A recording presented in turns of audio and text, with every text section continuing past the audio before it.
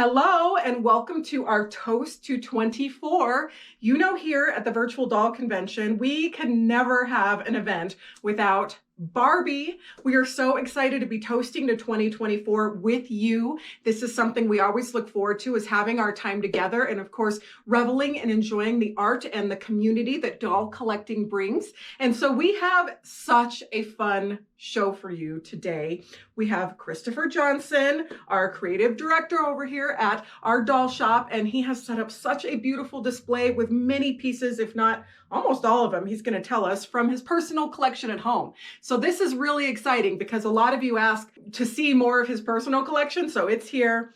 It's awesome. And we're going to take a home tour. So I'm going to bring Christopher in and we're going to get started. Hi, Christopher. Hello. Thank you for being here for our Toast to 24. Happy 2024. We are so excited. Yeah, well, tell me about it. Oh. This is fun today. I get paid to talk about Barbie, but today's like a really exciting deep delve into some structures and furniture and accessories and really leaning into what I think makes Barbie so exciting, which is the immersive playability of Barbie. And so I was thinking of things to do to sort of commemorate 2024 and thought like, well, 60 years ago this year was 1964, and that was a really big year for Barbie. We've shown some pieces from that year already, but I wanted to sort of sprinkle in some other fun pieces that maybe we haven't already seen and talked about and sort of bring them to the forefront. So this is so fun. It looks like an avalanche of Barbie houses and Barbie dolls. This is such a dream for any doll collector or Barbie collector, but man, this is so fun. Yeah, I think this is,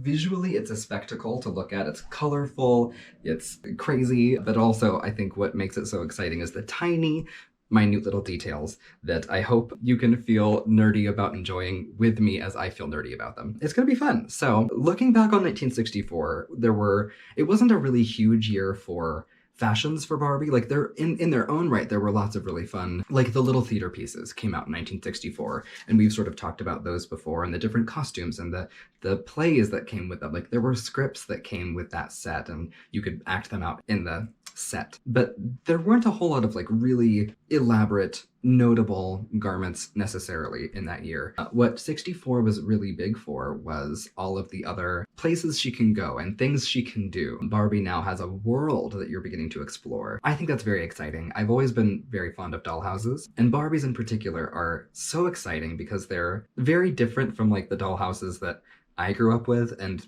think about when I hear like a Barbie dream house. I think of like the Barbie movie, Margot Robbie with a slide and a pool, right? Like I think of very contemporary pink houses. And this sort of is the beginning of that. So maybe you can see sort of an entry point if you, on the unlikely chance, if you are a newbie in enjoying doll content, or this is entirely new to you, then maybe you can see like a launching pad for where Barbie trajectory takes her. And then if not, you can just appreciate all of this with the rest of us. So enjoy.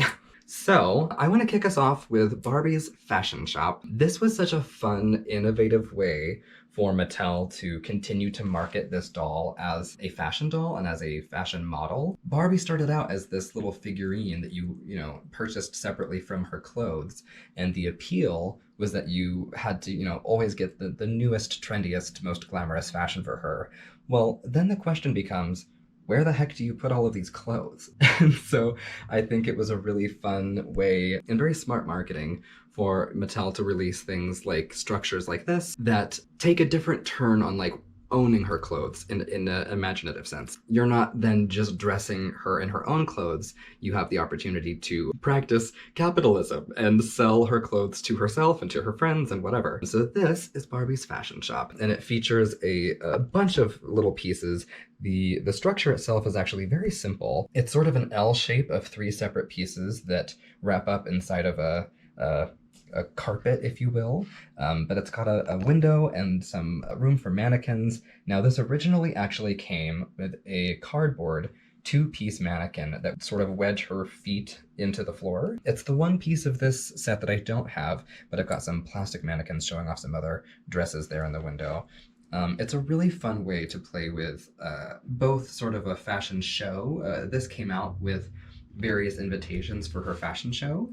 So you can, both shop the boutique and enjoy sort of a presentation of the season's newest releases of haute couture, The backside of this, I don't know if we can actually show you just because it's so, this is a very large piece. I was determined to wedge it into the smallest corner of the shop as possible. But on the other side of this, it's printed to be the exterior of the building. On this side, you've got her fashion shop and this little window here, which I think is so cute. And then on this side, this is a piece that's often missing. This is a charming little head mannequin that you could display hats on or wigs if you've got like a fashion queen. That's really fun. This whole corner panel is separate, so sometimes you got to be careful with keeping that in place. And then over here, you've got what looks to be the back door of the shop.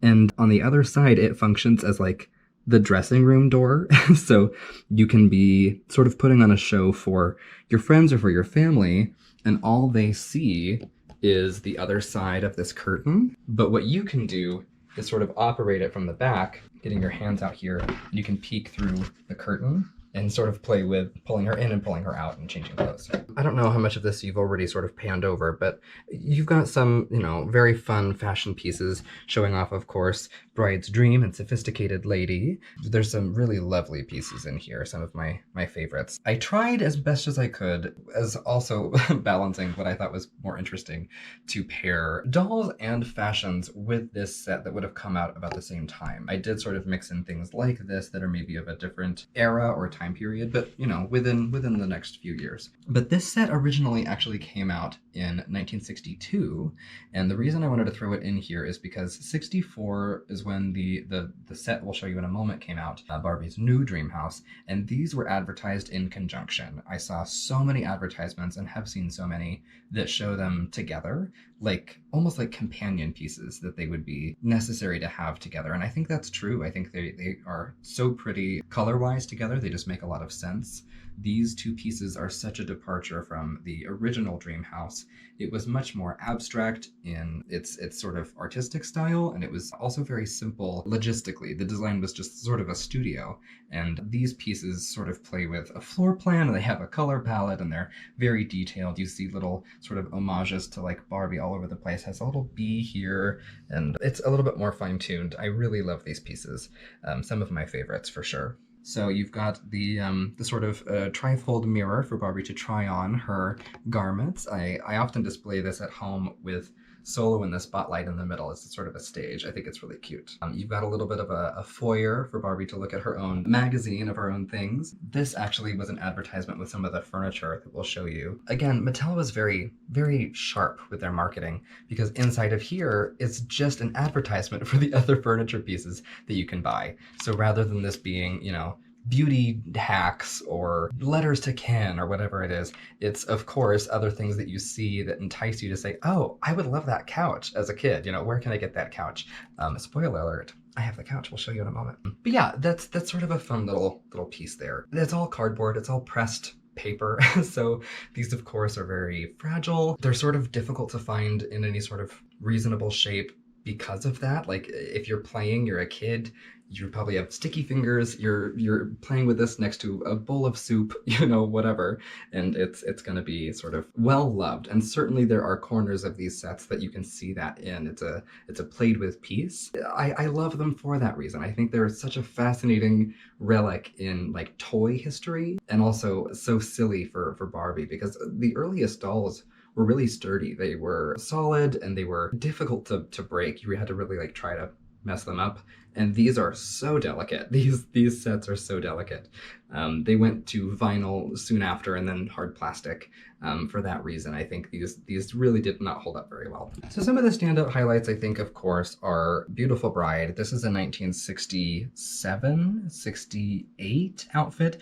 This is actually really best worn with a twist and turn, but I think it's so much more sophisticated, maybe, if that's not rude, than some of the twist and turn dolls and fashions are. Twist and turns to me look very youthful and very pretty and very sweet and very young, and this looks a little bit more adult to me. And I think the vintage dolls physically appear that way facially. And so I love displaying them on American Girls. This is a coveted wedding dress ensemble and one of my absolute favorites. It's a dream to have, and I love seeing it in this space where it looks like it's really on display and ready to shop. You know, you can sort of really fantasize about the big day in this sort of setting and with that beautiful dress. We've got the sophisticated lady, of course, without the jacket. That's on a mannequin in the window here. We've shown this before. This is my own set of this, and this has some minor variations, one of them being the tiara. This, if you're trying to find this set and looking for any sort of minute, details that would distinguish one from another, this comes in two different molds, maybe. So the actual, the sculpt is the same, but what it's made of changes. This is the like transparent-ish clear plastic with glitter in it.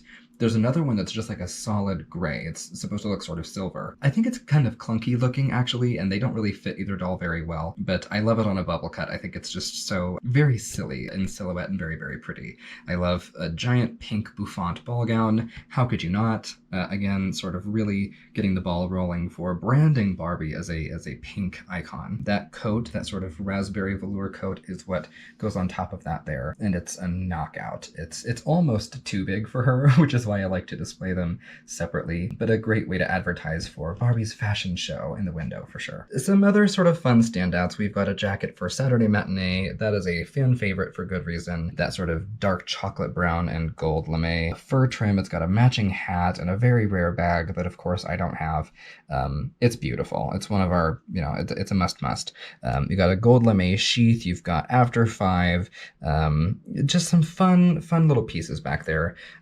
We've got Barbie's nighty negligee pink pom-pom shoes and her dinner hat and her traveling bag and just other things you might see in a storefront window to advertise. No garment is complete without accessories, right? If we've learned nothing from doll collecting subscription services, it's all about the accessories. So this is a fun way to sort of display them and really lean into the sort of, I don't know, if you enjoy creating little vignettes and structures to display things in, this displays so nicely as it is. You don't even need really the carpet, the floor to use this. In my own home, I actually just display pieces of the shop separately from each other that fit nicely into a shelf. So very, very worth acquiring if you are looking for things to spice up your collection for Barbie. I think this is one piece that it runs pricey, but I think is worth having.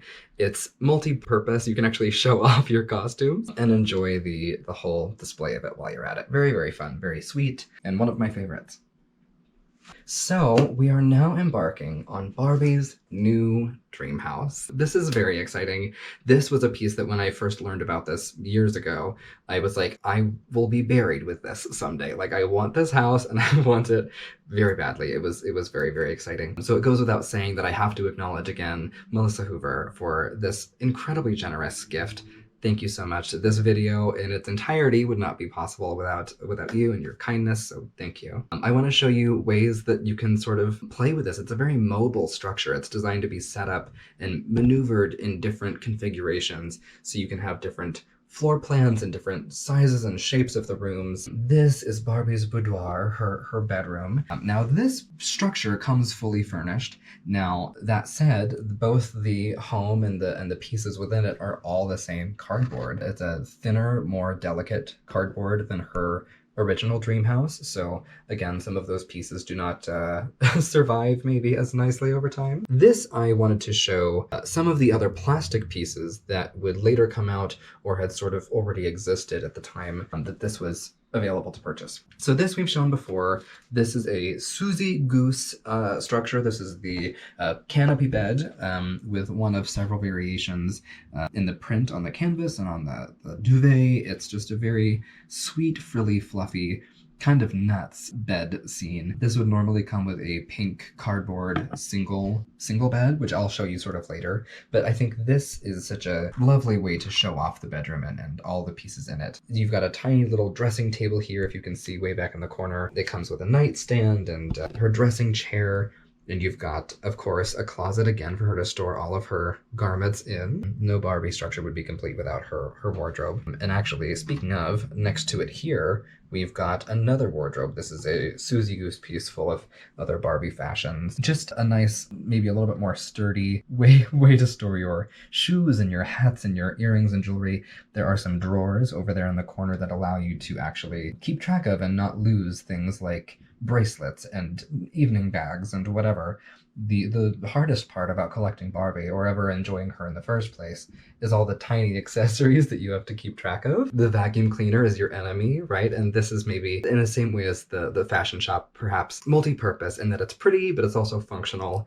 And I love nothing more than smart design that is pretty and functional. Very, very pretty. There's so many lovely little floral print details in the wallpaper. And one of my favorite color pairings is orange and pink because I'm a sociopath. And this is like the full fantasy for interior design for me. I think it's just marvelous. One of the other sort of major noteworthy things to make note of is this really fun sort of mechanism gimmick in the doorway here.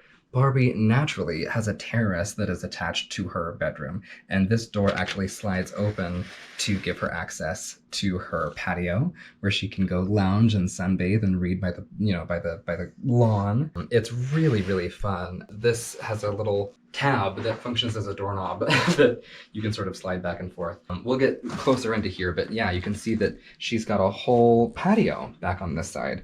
If you want to sort of come out and enjoy a little barbecue, she's got a wood-burning stove grill and various furniture pieces. This is one of the cardboard pieces that comes with the set. But there are some other plastic pieces that I really, really love. So both the swing and the lounge here are pieces from the Go Together furniture set. This piece is one that comes with Miss Barbie. So if you were lucky to have received her as a child, she came in this really big box with, bendable knees and sleepy eyes. And she had, this potted plant, and she had the swing, and she had all these really fun pieces. I think it was the first time, and I don't know, it might be one of the last of this era anyway, where Barbie actually came, you could purchase her and she came with furniture. I don't think that you could buy Miss Barbie without the swing. So that's a fun sort of thing. Usually those are split up. The swing is very fragile. It often does not last over time very well. So if you can find both, or at least sort of find them separately and mash them together, that's a really fun sort of reunion, I think, for those pieces. Miss Barbie is one of my absolute favorites. You'll see a couple sort of sprinkled in throughout the set here, but this is just very, very fun. The pattern of the swing and the pattern of the lounge have variations. So if you're looking them up, like this is the standard print. It's just going to be stripes of pink and white and orange and whatever. But there are some other rarer variations that we can point out in a barbel that I brought with me. But yeah, sort of a really fun little vignette of her being outside.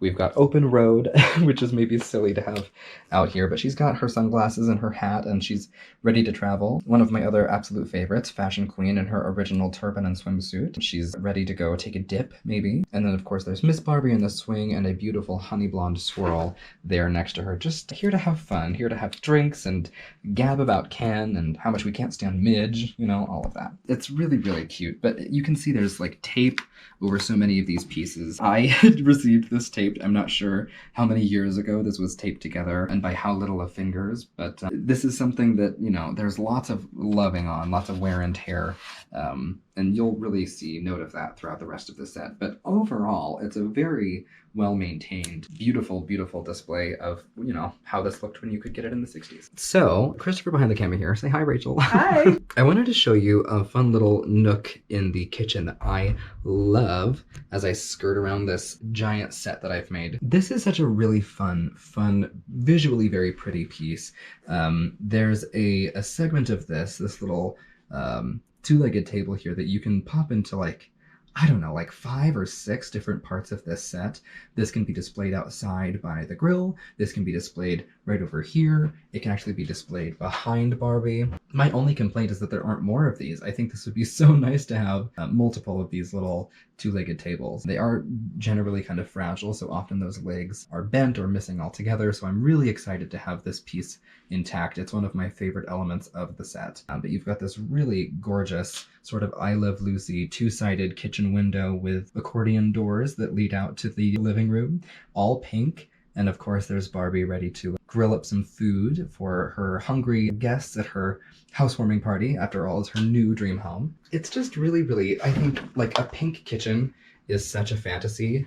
I can't imagine anything that I personally would love more than a pink kitchen. You can see that you've got a really lovely oven and sort of under the sink cupboard that all open. You've got cupboards up here that open, a spice rack, which I think is so beyond. It's beautiful. And then this sort of converts to a little dining, breakfast nook maybe. So if you want to, instead of sweeping the floors over here, you could have your cereal and coffee instead. Just a really sweet, lovely little tiny vignette. I think design-wise, it's a little goofy to have it right next to the bedroom. I wish maybe there was like a shower stall or something that you could, scrub up in that sort of transitioned into the kitchen. But this is such a beautiful piece, and I love that you can see right through that kind of two-sided window there over to the living room. So let's pan over that way. So this brings you to her beautiful living room, very spacious. Again, this is sort of a mixing and matching of several different furniture pieces. I wanted to show off different kinds that we have, but this is, I think, the epitome of mid-century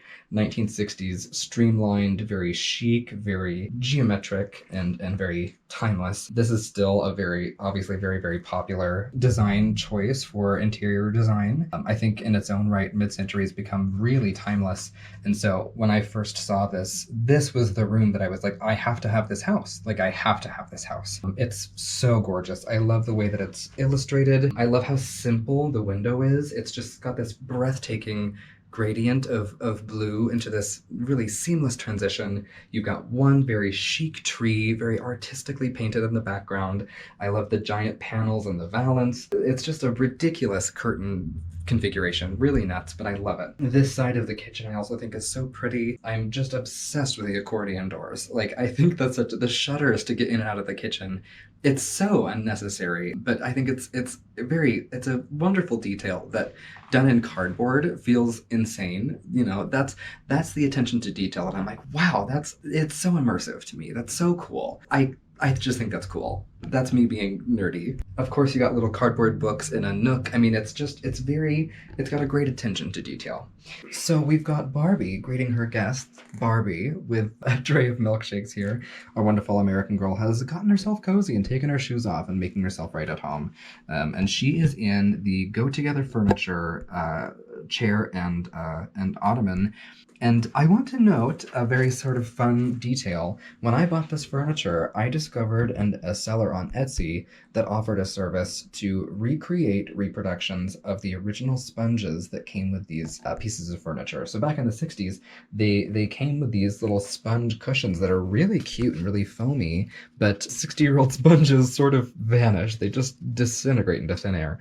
And so I bought this furniture, just the structures themselves, just the plastic pieces, and then I found this seller and I was like, my god, I can get the original cushions, but newly manufactured. Her shop is Rustic Dreams Studio. She's got a whole Etsy shop here that is phenomenal, and at time of filming you can buy these cushions. They're in stock right now. They're wonderful, would highly recommend, and for the price of what you get, I think it's well worth it. I am a completionist of sorts to a fault. It's something I'm trying to relinquish, but this is a really fun way to sort of scratch that itch for me, and also what a wonderful display piece to have. I keep these out at home in a cabinet that I can look at and enjoy, and it's in my own sort of sitting space. So Barbie in her living room and me in mine, that people can sort of enjoy all at once when they come over. I really enjoy. So the couch, I think, is to die for. This is actually something that becomes, it's a futon. It sort of slides out to become a bed. So if you needed to,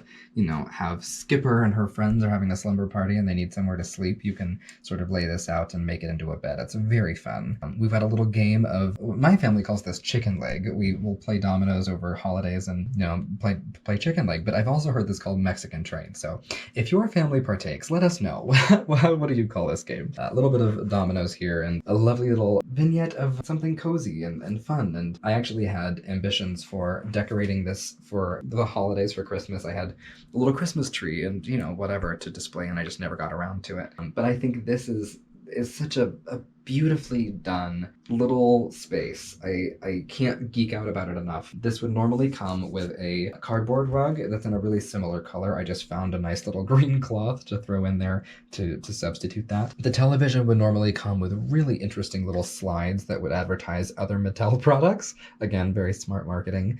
They would sort of pop in this little slot here, and then you could change the channel and have different advertisements play different things. I don't have those pieces currently, but that would also normally sit on a little television stand that I have part of, but not the legs, yada yada. And then of course the couch, there would be a different couch here as well. I can totally show these other pieces that are a part of it, but if you have any reference photos or reference books or your own collection of baubles, then perhaps you can consult those as well to see what would normally make this a complete set. I love the sort of mixing and matching of the original cardboard pieces and the wonderful go-together plastic pieces. I mean, they're of the same era, the same design, and I think this silhouette of couch, this shape, it's so sleek. I think it really makes sense in this space. Very pretty. We've got a Titian swirl that I've showed off here before. This is one of my favorite dolls. Her hair is in its original set. She even has her little barrette behind the ribbon. Really, very, very pretty.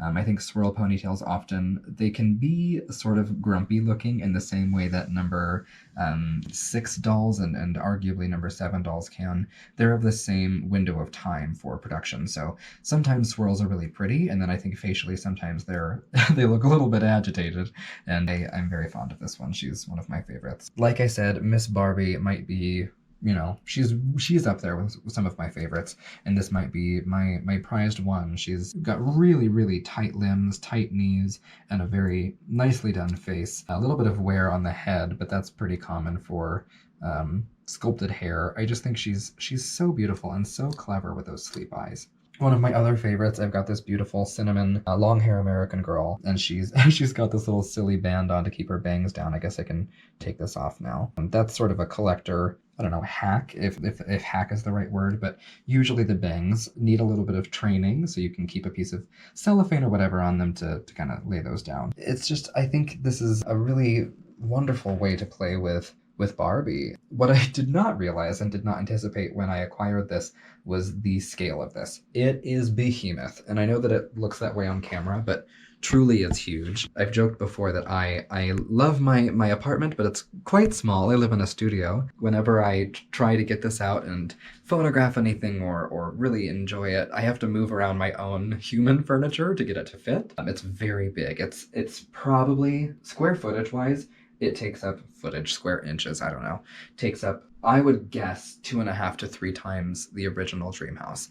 That one is much smaller than this. Also, this is taller. That's the other thing. If you're going to collect Barbie structures, this, I think, in scale just looks more realistic, because the original dream house is probably 1.5 or 2 inches shorter, and so she looks sort of out of scale in the space when you're playing with her. In this room, and especially the fashion shop, you really feel sort of immersed into this space because she fits better in it. And I can't get over the detail. I mean, the china plates displayed up here are so gorgeous.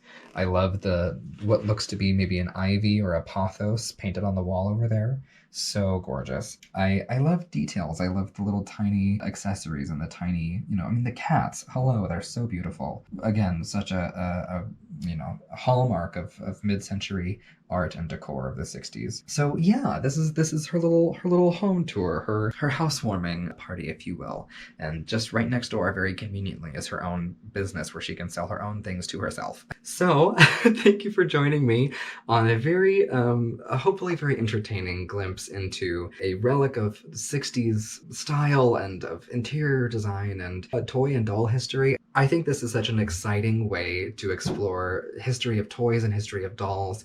I love dollhouses. Hopefully you enjoy dollhouses as much as I do, and you're not just here for Barbie herself. I really find that one of the things that gets me excited to photograph Barbie or to redress Barbie or whatever is to stage her in her natural habitat, if you will. So this is probably my favorite era of structures for Barbie. There are some really incredible pieces that someday, if I can acquire, I would love to show off the dream kitchen and dinette. So let us know if that's something that would interest you. Skipper has her own dream room, which is beyond. There's like a bay window. It's so beautiful. If you are also interested in other cardboard structure pieces of the 60s, let us know. And in the meantime, thank you for joining us on this wonderful tour of her iteration of 1964, sort of really enjoying what 60 years ago to this year had in store for us, literally and otherwise. Thank you to the Bad Doll Club of the Bay Area, and thank you to Melissa Hoover again, and everyone that enjoys the channel. Thank you for engaging, and thank you for always showing your appreciation. It's felt, and we appreciate it back. So until next time, enjoy Barbie, and from us to you, hopefully this is a way to really get into that. That was so great. I want to also thank Christopher Johnson. He is Trinket Twink on Instagram. I get comments like, where's his channel? Where's all of that? He doesn't want a channel. Maybe someday, but right now. Yeah, at this point in time, I'm flattered. Thank you. I don't know that that's in my cards right now.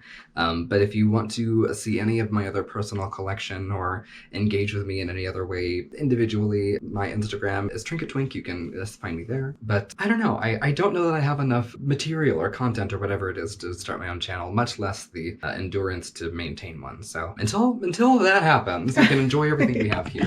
And we are very fortunate that Christopher works here and we can collaborate and do so much together. It's a dream for me to have somebody join our team that is a doll lover. A lot of times when you're searching for somebody, being a doll collector, you can't put that like as a must-have. And it just happened to work out. So we've been having a blast. Yeah. And, cheers to 2024. We are happy to always talk about Barbie and dolls and doll collecting. And this was super fun. So we hope you enjoyed it. Cheers to 2024. Cheers. I love that. My tiny cup. All right. We'll see you. Bye. Bye.